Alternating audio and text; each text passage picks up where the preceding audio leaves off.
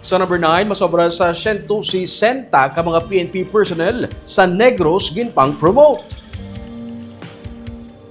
Nagpatigayon kay inasang agas ang oath-taking, pinning kag donning of ranks para sa 167 ka mga newly promoted uniformed personnel sa Philippine National Police sa Negros Island Region. Nalakip sa mga na-promote amo ang 18 ka mga police majors, 4 ka police captains, 12 ka mga police lieutenants, 42 ka mga police chief master sergeant, 5 ka police senior master sergeant, 20 ka police master sergeant, 34 ka mga police staff sergeant, kag 32 ka police corporals. Sila gikan sa Regional Headquarters, Bacolod City Police Office, Negros Occidental Police Provincial Office, Negros Oriental Police Provincial Office, Siquijor Police Provincial Office, kag Regional Mobile Force Battalion.